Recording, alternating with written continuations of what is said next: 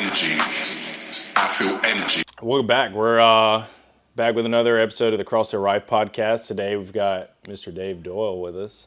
So excited for this. Going to dive into a lot of stuff, just his personal training, it's a lot of like his personal life, and also to really this is going to be focused on just kind of leadership, and hopefully kind of bring y'all some thoughts and insight if that's stuff that you're kind of interested in. So welcome. Thanks for having me. Nice to have you. How long have you been at CrossFit Rife? I've been at CrossFit Rife for 2 years now. Okay. 2 years this month, actually. Let's go. Happy anniversary. I know, yeah. How long, is CrossFit Rife your first gym, or have you been doing CrossFit for a little bit longer than that?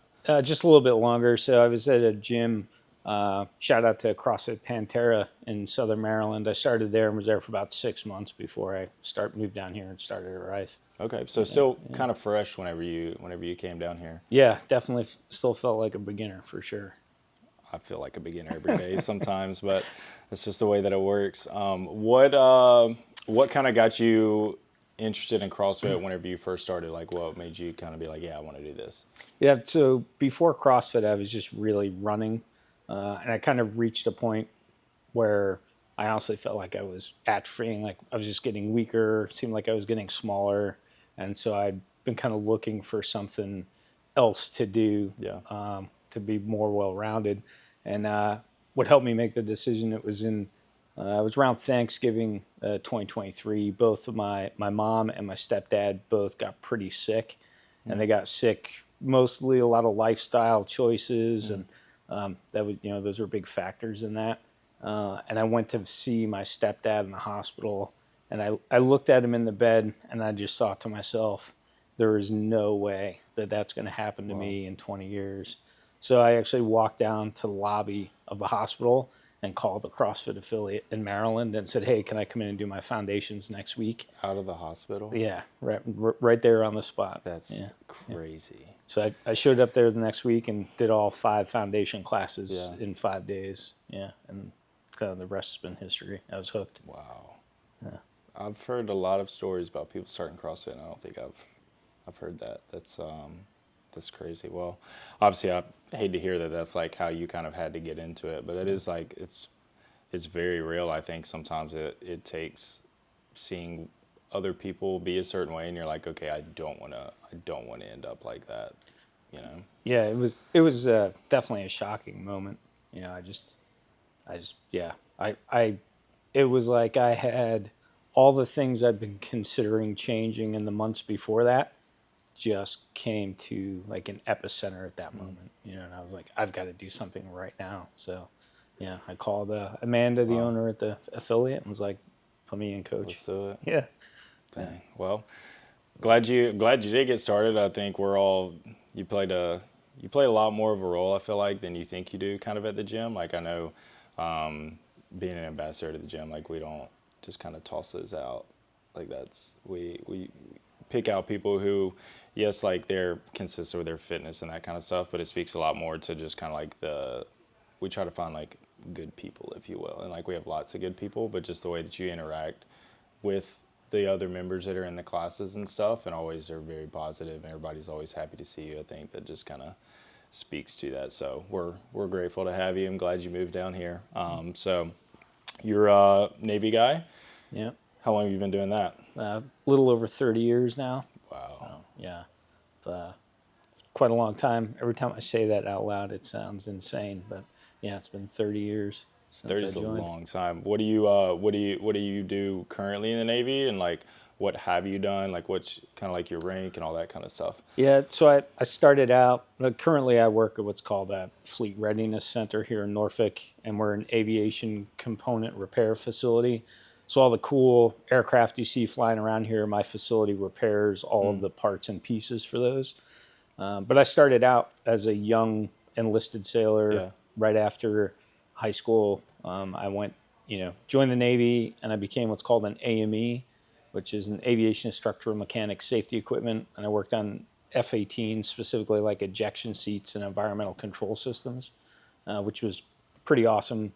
And I did that for about 13 years. Okay. And then I became an officer. And, I've been a lot of different places, done a lot of different jobs. my life is centered around F-18 squadrons and aircraft carriers and air wings. So it's been a pretty cool ride. Yeah, it sounds sweet. What's your favorite places you've been to? Favorite place I've lived in the U.S. is Monterey, California. Most beautiful places in the country for sure. In the world, that's tough. I've been to a lot of great places. Singapore is an amazing city. Hobart, Tasmania, Perth, Australia. I mean, there's Hong Kong was a fantastic time. It's tough, and I went there in different parts, different moments in my life. So, they were all a little different depending on how old I was and what I had going on. But yeah, I've been all over the world really. That's cool. We're like fresh off of the World Cup right now, and I've been like, have you seen all the like reels and videos of like guys or just people that have been at other countries and then they come to the U.S. and they're like freaking out over ranch and just like Waffle House and all this stuff. What was something that you were at like Australia or any of these other places and you were like, man, I've never experienced this, but this is like, I wish I could have this for forever. Forever. Well, I'll tell you. So if I had to pick one kind of cuisine to eat forever, it would be Japanese food, and because it goes way beyond sushi and the typical things you see. So I would like stick with that cuisine for sure. The one thing that I tried that I would never try again is in Japan. I also ate horse sashimi, so raw horse as a delicacy there. Yeah, it was a must do, but never again. Yeah. What was it, a texture or a tasting that you just didn't rock with? Yeah, it was like texture. It was chewy, didn't have a whole lot of flavor. So definitely, it's like badly cooked octopus if you've ever had that. Just no good. Yeah, that doesn't. I'll stick to Starbucks and Chick-fil-A. So that's cool, man. I think you've definitely seen a lot of stuff that probably a lot of people will never get to see in there. I've never seen any of this stuff, so that's pretty sweet. So right now, like, into your role in the Navy, I'm kind of assuming that you're at a pretty high point of like leadership at this point in your career. What does that kind of look like for you? Like, how many people would you necessarily say you're over? Like, what's your rank for just people who are listening? Yeah, so I'm a commander, and my current position is I'm the officer in charge of that Fleet Readiness Center. Yeah. We've got about 800 people in the facility. There's multiple buildings, multiple smaller facilities. It's a great job, but it can be super challenging, especially trying to get a team that large focused on a few specific things. But it's good. I mean, it's been a tremendous challenge, but also it's been very rewarding. Yeah. That's cool. What's the method to like reeling all these people in? Like, I coach a class of 20 people sometimes. At 3 p.m. it's like I feel like I'm fighting for my life. So it's like, what's kind of like some tactics you've kind of found that have kind of worked to like be able to get everybody kind of rallied together? Well, I would say first, I just got to say to CrossFit coaches in general, your ability, and I'll just speak here at Rife, the ability to manage the 3 p.m. and the 9 a.m. class. If you can do that, you can survive in any organization. Okay. So don't sell yourself short. But I think the challenge is, like, when I was going into the position before I got there, did a lot of thinking about that very thing. How do you get people focused? What's their purpose? People need a why. Yeah. And it's easy to say that, hey, people raise their right hand, join the military, and that's the why, because they want to serve. And there's truth to that. That's what gets people into the military, in my opinion. However, to come to, a large facility every day and do, because I might have people that work on the same 25 or 30 things all the time. Yeah. So how do you give them a purpose and explain how their contribution to the team is very important? When to them, they just feel like they're going into the same room, doing the same task, 300 days a year. So, I focused on, let's say the Navy had to respond to a global crisis somewhere and send a bunch of aircraft carriers kind of unexpectedly. What would my organization need to look like to be able to support that and then still continue to function after supporting it? So it didn't cut the legs out from under us to barely get the job done. So I focused on that. and developed a bigger strategy. But that was like the foundation of how I approached the job at first. That's cool. Where do you think that you like learned how to lead by? Because I feel like that's something that I feel like anybody that's ever been in like any position of leadership, no matter like how big or how small it is, like this is like for me, it's coaching and maybe some other areas of my life, but it's like there's been times where like I feel like I'm not necessarily ready, like ready to do whatever that thing is. Like, did you ever feel like that whenever you started? Oh yeah, I mean, almost every job I go into, Yeah. I have I think a lot of people you know, fall into the imposter syndrome. You're like, oh, what am I doing here? I'm not good enough to do this. I think in the Navy is kind of unique. You do get put into, as you get more senior, you get put into follow on leadership positions, and you get put into those positions based on your performance in the past. Yeah. But you're definitely still growing Right. in those new spots. And for me, it definitely has been a lifelong leadership journey, and I learn things everywhere I go. I mean, honestly, I learn as much from bad leaders as I do from good leaders, because you learn what not to do, Right. how not to handle situations. So it's really been a lifelong effort for me, and something I invest in outside of work, trying to learn, like reading some different books, and I encourage my current team, I spend time with them actually teaching leadership, as opposed to, just putting someone in a position, if that area functions well, assuming they are now a better leader, right? There's a little bit of that happens, but I feel personally invested in actually developing the team. Yeah. Yeah. That's really cool. And I know we had a discussion on one book, Five Levels of Leadership by John Maxwell. What are some other? We'll kind of talk about that here in a second. But what are some other books that you've like kind of learned from, or other leaders that you feel like these people like made a very big impact? Like, and it could be people you've like personally known, or even people that like you may have never met before, and you've just like read or seen videos or whatever on. Yeah. There's a great book called Legacy, with the subtitle "What the All Blacks Can Teach Us About Life," I believe. I think the author is Michael Kerr, but it's a terrific book about the All Black New Zealand rugby team, and they have one of the most kind of winningest records in history. But it's how they develop their team culture. Yeah. And the most senior people on the team are as invested in the most minute tasks as the new people.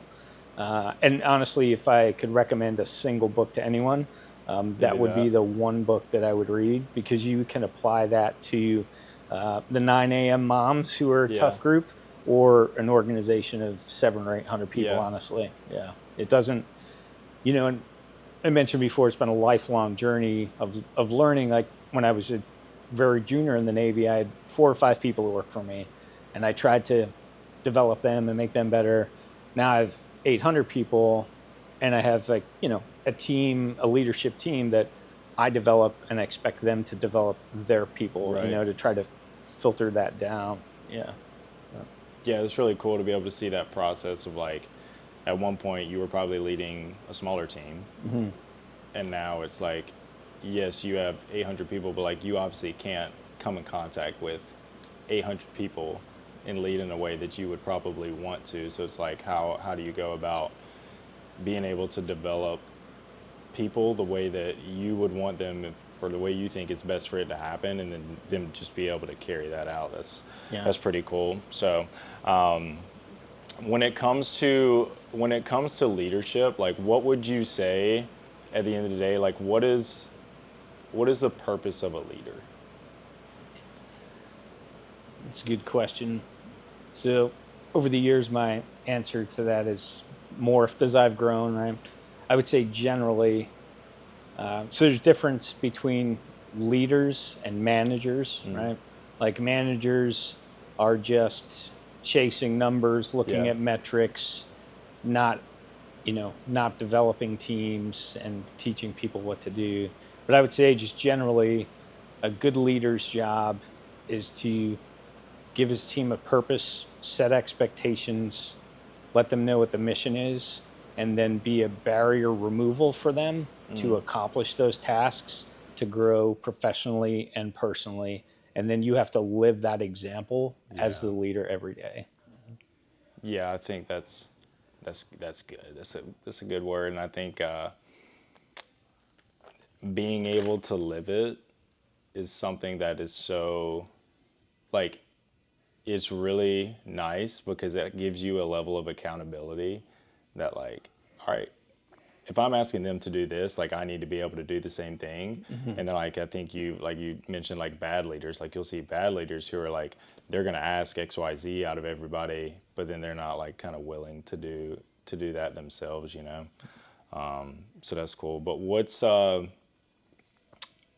that's your answer now. Is there anything like whenever you started that you felt like made a good leader that you now looking back, you're like, my opinion has changed on that? Yeah, there's an area of leadership called soft skills, which I think is often overlooked. So, hard skills, right? Am I professionally competent? Do I understand the technical aspects of our business? That stuff is important. But I often find myself saying, and I say this to my own team, I said, if I had to, on a scale of 0 to 100 percentile of who's the most technically astute aviation maintenance officer, right? I only put myself maybe in the 80th percentile.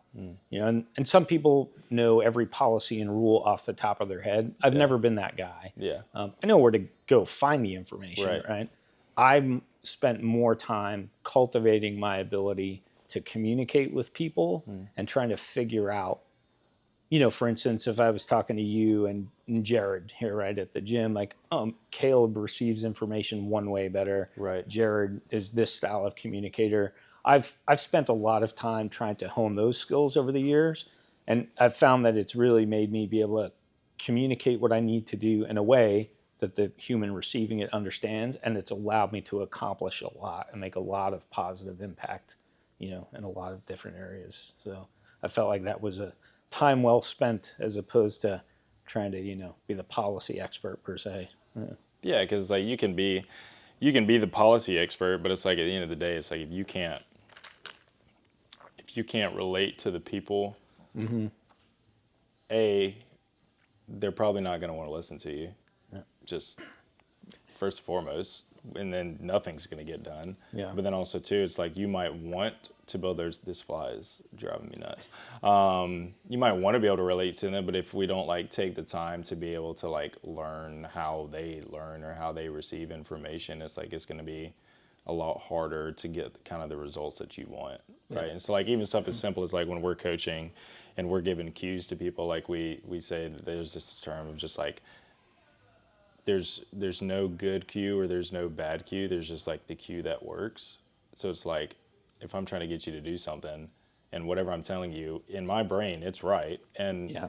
it probably is right. But if it doesn't make sense to you or it doesn't work for you, then like it's not a good cue. So I think it's such a skill, but you have to be like really intentional with that. Like you don't just randomly wake up and learn how people learn one day. Like you actually have to like take time to get to know the people that you're trying to lead or invest in for them to be able to kind of figure out that stuff. So in that book that we had mentioned before, 5 Levels of Leadership, there's like essentially for you, if you haven't read it, there's like 5 different levels of what makes a leader, and like it just kind of like builds on one to the next. And like the first level of it is like you are just a positional leader in the sense of like for you, like you're in the Navy and like you had a set title. And so like people are they have to listen to you because you're in charge. Yeah. So like how did you go from that to the next step of this of like being a relational leader? Like what are some other things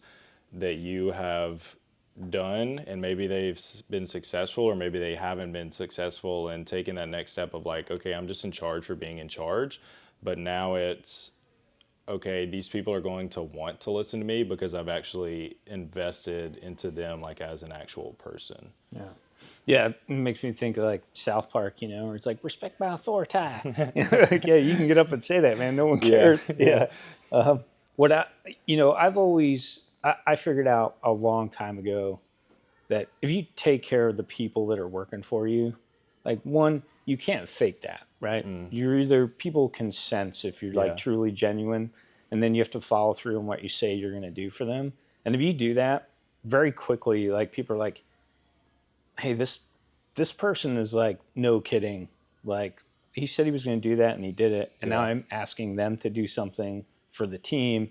And they start to build that trust. And they know that, like, hey, if the boss says he's going to do this for us, he's going to do it. An example, when I first came on board here, I got everybody in a big theater together to kind of talk to them. And, naval aviation is a busy, kind of warfare domain for the Navy. I mean, they all are, but it just seems like we're always running and we're always going. And we were supposed to allow people to work out on company time, 3 days a week. And that hadn't been happening in the organization for a period of time before I got there. So that first kind of meeting with everybody, that was one of the biggest things. Like, hey, we don't have any time to work out.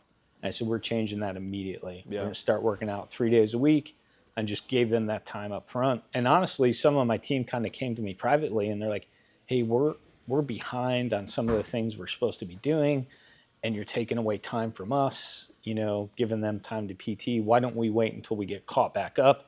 And I said, that's the same thing they've been hearing for a year. Wow. Right? So I felt it was important. I mean, it is the policy, but I said, we have to show them up front that like they matter and they're the most important, part of the organization. So we started doing that right away. And then, subsequently, like this year, the Navy said you had to go to 5 days a week. And there were a lot of organizations that were like, well, there's no way we can do that. And we'd already been doing 3, so we just changed it to 5. But all of that builds trust with people. And then, we established different goals, 3 different goals. I firmly believe you can only do 2 or 3 things well. If you try to do 10 things, it just doesn't work, especially in a big organization. Right. So, so that, that worked. Things that, you asked things that didn't work.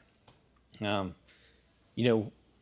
actually been pretty lucky in this organization, but that's a result of having made some mistakes earlier in my career. Yeah. I tried to be too assertive and too authoritative earlier in my career, and that was before I'd started focusing more on soft skills, how you talk to people, how you communicate. So I made some mistakes earlier, like, you're going to do this because I'm in charge of this, Isn't it funny how that just never works? Mm-hmm. Yeah. Yeah. It never seems to go well when we go that route with it. But that's really cool to hear, like, how, like, at the end of the day, it's like you're just being a man of your word, which, like, doesn't seem like that big of a deal. But it's like when you build that trust and like, oh, Dave actually did what he said he was going to do. Mm-hmm. It's like they're obviously definitely going to listen now. So I kind of want to flip gears a little bit. So with going with the fitness stuff, and like obviously you're pushing them to be able to actually have the time to be able to do that. I think obviously like we're in the fitness space, so like we kind of really understand like the importance of that. What has tying that into like you kind of leading by example as well, like how has the discipline that you've kind of, because you've kind of explained like how busy you are, like you're pretty busy with all this, you got 800 people to manage. How do you, and why do you rather like make the time in yourself to invest in like your own personal fitness? And like, especially when you are super, super busy, like I know like you travel and you still like work out while you travel, and like what is it that makes you want to do those things, even though it's not necessarily that convenient for you? Yeah. I mean, so in the beginning of my CrossFit journey, I was just a full-on addict, right? Like, right. I was like, everybody drinks the Kool-Aid. But as time went on, like I I mean, I saw, you know, a lot of good physical changes and I felt a lot better, but it became part of my lifestyle. And like, it was very good, like for my mental health and help dealing with all the stress that comes Right. with work is definitely an outlet. I think I say in here once or twice a week, this is where I let the demons out, you Yep. know? So it's been very good in that respect. That's cool. So what are some things that like throughout your fitness journey since you've started CrossFit that you're like kind of most proud of? And maybe it's not even necessarily like, oh, I hit this back squat PR, and it could be, Yeah. but like what are some of the things that you've maybe kind of learned through fitness that's allowed you to help you be a better leader, or just some moments that you feel like I'm really proud of this? Yeah. So like, you know, you see a fair amount on social media, you know, the CrossFit effect, right? You see a lot of stuff on Instagram about that. And, you know, I mean, it's true. And it's fallen into a few areas for me.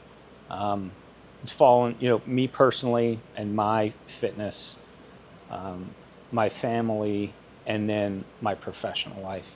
And for me, I mean, when I walked into CrossFit Pantera, I could not do a single strict pull up anymore. The foundation workouts almost killed me. Yeah. You know, I think most people go through that. I've just felt like I was like, oh, Dave, you've really let yourself go, you know. And over the last 2.5 years, I mean, sure, I've hit tons of PRs. You know, we've worked together over the last 6 months specifically on some strength stuff that's paid tremendous dividends. But, you know, like if I was to share, people have asked me, what are the biggest differences? People that don't CrossFit, like, what are the biggest differences? And I always bring up the pull ups. And I said, like, I could do 0 then, and last month I could do 15. You know, Let's and go. you know, and just Real pull-ups, not CrossFit pull-ups, right? right, strict Yeah, pull-ups, yeah, yeah, yeah, yeah, yeah. strict pull-ups. You know, but it's been amazing. And then, you know, as I've spent more time at CrossFit, and you want to share that with everyone, Yeah. right? You talk about it a lot. Yeah. Really influenced my family. You know, my family lives in Kingston, New York. So last year when I went up to the games, I stayed with my family and we just drive up to Albany in the morning. A new box had opened there, and they've actually, I think, worked on Best Hour with Fern, Exit 19 up there. They're awesome. So I dropped in and I was like, man, this place is great. And that evening I went back and had dinner with my brother, and he was like, Dave, what are you doing? You look like a different human being. You know, I said, CrossFit. You know, and he's like, I don't know, it seems crazy. And I said, just come. I said, come with me. There's a great place here. So he went a couple of days that week with me and immediately fell in love with it. And so he is CrossFitting 5 he's days doing a it now week. too? And Let's he go. brought his sister-in-law. She brought her best friend. So like, it's been amazing to see like how me changing my behavior can positively influence the long-term health of some of my friends and family, you know. And then at work, I've seen the same thing. And like, you know, to your question, like why do I do it? I want to be healthy, you know. But as I'm on my journey and as a leader, I want to show everyone who works for me that you can be really successful at work and also make time to take care of yourself. And your work day does not need to be 12 to 14 hours. Wow. You know, in a lot of spaces, and the military in some instances is, you know, there's people that think like long hours equal productivity.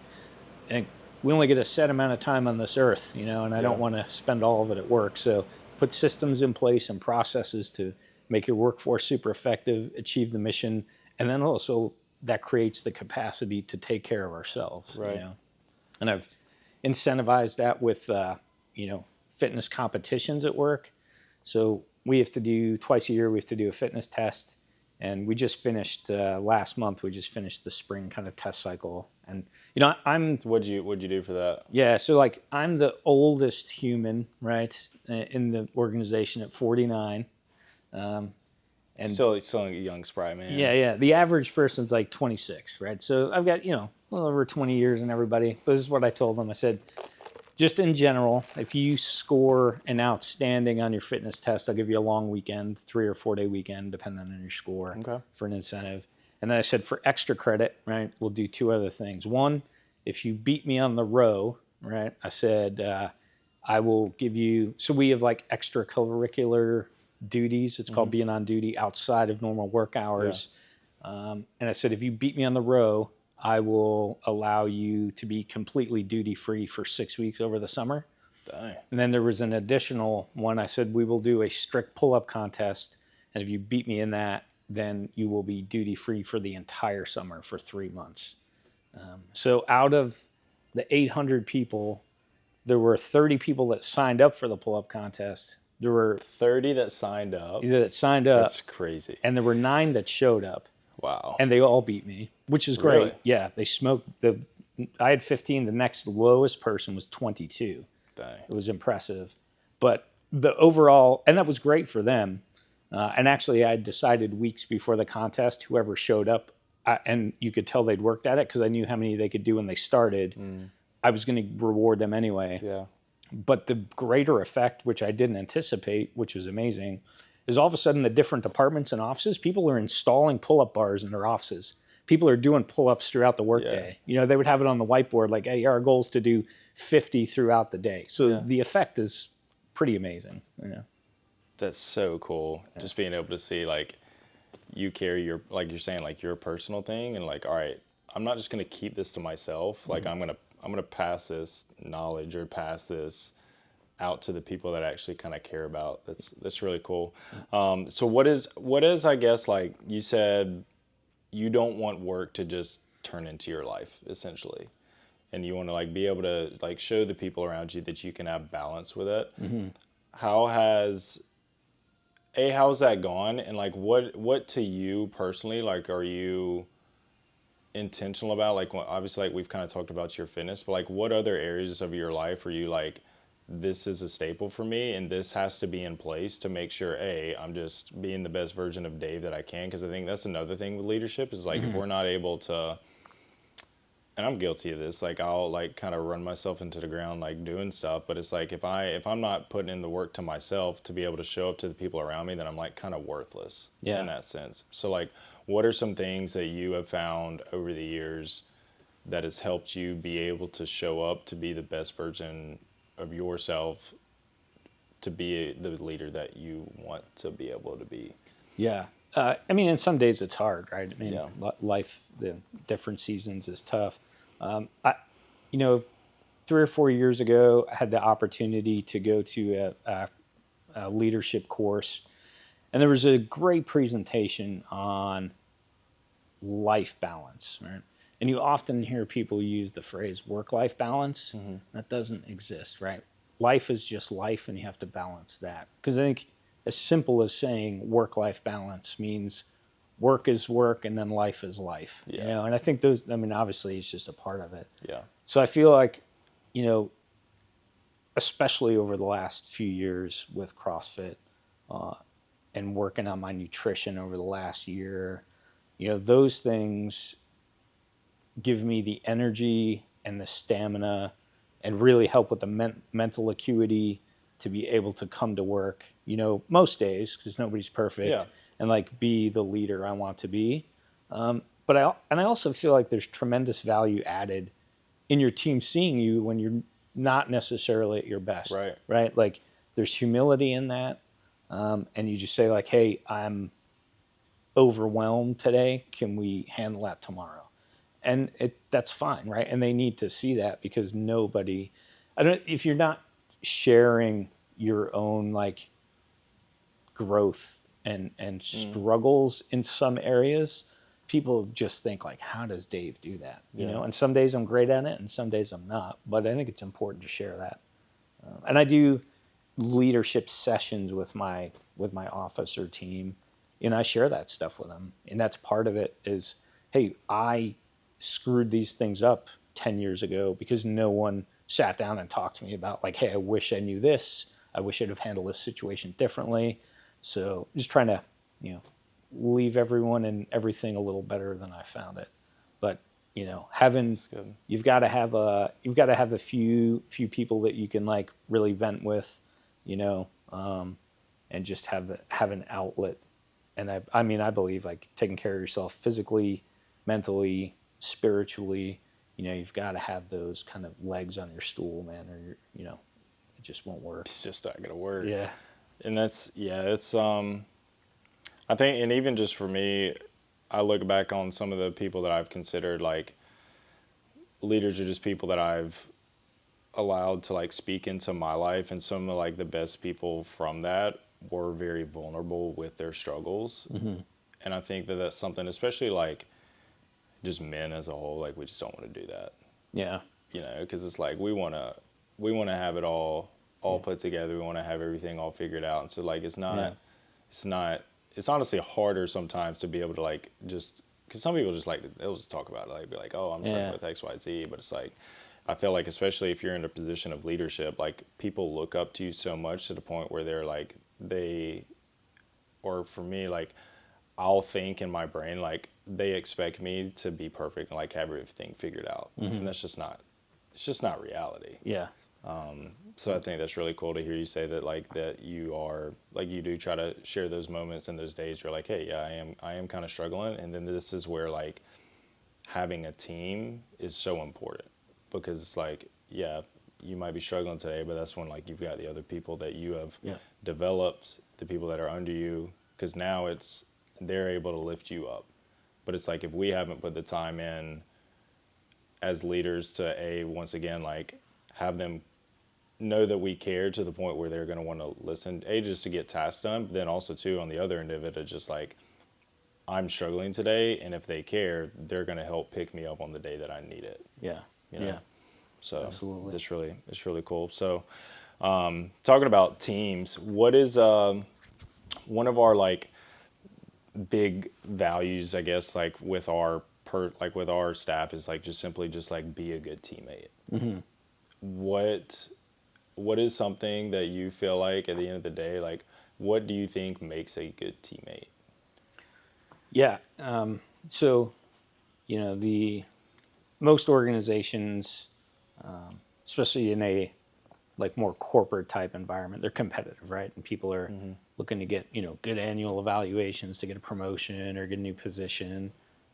So like inherently it could become a little cutthroat in some of those areas, but the the leadership portion of that is to explain to people like, hey, we are only as good as our weakest link. And that doesn't mean that you beat up on the weakest link. You need to pick them up, Right. teach them, help them, show them how you manage things, because we all have different experiences. Coming up, in the Navy, you may come up working on one type of aircraft and they do business a specific sort of way, and another person coming from, say, helicopters, well, they do things differently. And when you get to an organization like mine, maybe the person who grew up in the helicopter world is just better prepared based on those experiences. That doesn't mean that other person is not good. So we need to like train and develop each other and help. And I watch my team do that, and they're really good. We do. I'm not a big meeting guy. We only do a couple of meetings a week, and if someone's out, like they pick up for each other and cover down, and I don't even need to talk about it. So they're really good, and that really has kind of matriculated down, I think, through most of the organization. So just look out for each other, help people by sharing the pitfalls you've fallen into, and don't let them make the same mistakes because you're not sharing information. Yeah. And we want everyone with the whole team to be successful, and you can't do that if you're not helping each other out. And it's more fun to win if you win and you're helping someone out. So, That's good. That's really good. What do you think like your biggest pitfall that you've learned from is? Oh, And this man. doesn't even necessarily have to be just like in your work life. Yeah. This could just be something personal. Yeah. And it applies like, personally and professionally. But something a good friend of mine said, this is almost 20 years ago now. He's like, Dave, one thing that he had learned over time was you must respond, not react. So whether that's getting bad news at work or getting bad news in your personal life, is I've definitely said things over the years to people very harshly out of emotion that like I regret saying.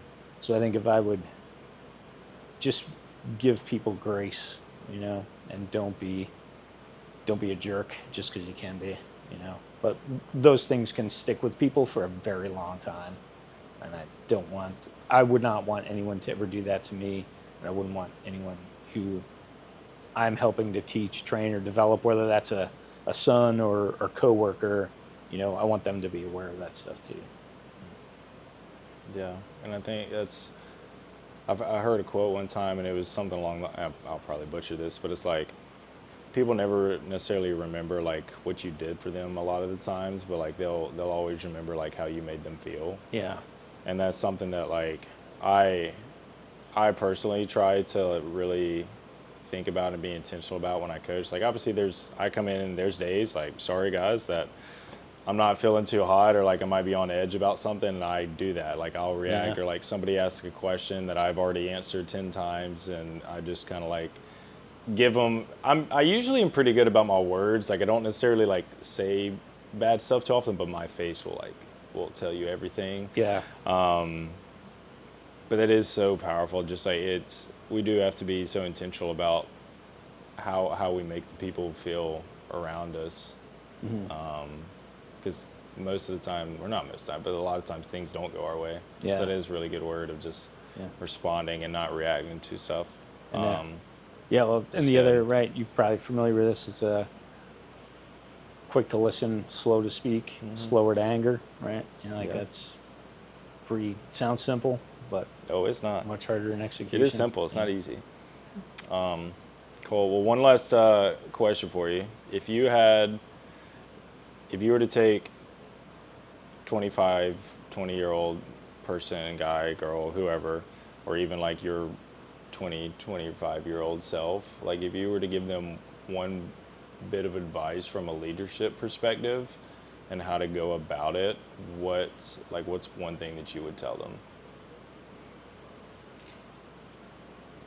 Just one thing. It's hard to pick one thing. You can pick 5. I'll be here all day. No, it would be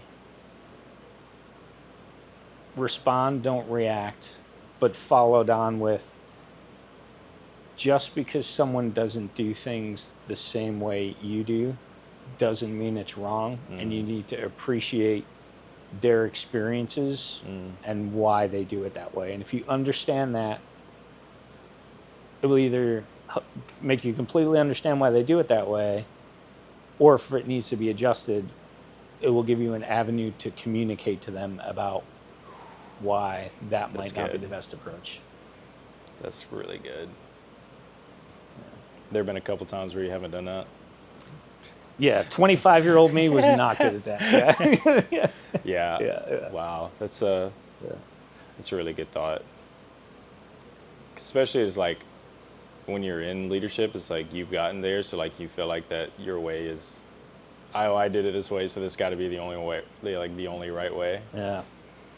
That's good. That could be very frustrating. I'm very intentional with my team about, hey, I provide guardrails or a sandbox. You stay within that, get after it and make a difference. If you want to get out of the sandbox, just come have a conversation with me, and I'll probably let you do that too, So I'm very intentional about, I'm only in the 80th percentile. You guys are super smart. You're down literally in the working environment. You guys see what's happening. If I'm missing something, let's do it, So, and that empowers them, Yeah. For sure. Lets them feel pretty seen too. Yeah. Because everybody's different. Like everybody's got different personality or different flavors of like why they do stuff the way that they do them. So that's good. Well, you got anything else you want to say to the people? No. Try CrossFit, it'll change your life. True. Drink the Kool-Aid. All right, guys. Well, thanks for tuning in. Don't forget, just like and subscribe the video. It just kind of helps us kind of keep doing this, and drop in the comments if there's anything that y'all want to hear more of. Tune into the games this week. We'll try to get this video out to where you can actually see it while the games are still this week. But yeah, that's all I got. Thanks for listening. Thanks for coming on. Yeah, appreciate you having me, man. It was awesome. Every time you touch me, I feel energy. I feel energy. I feel energy.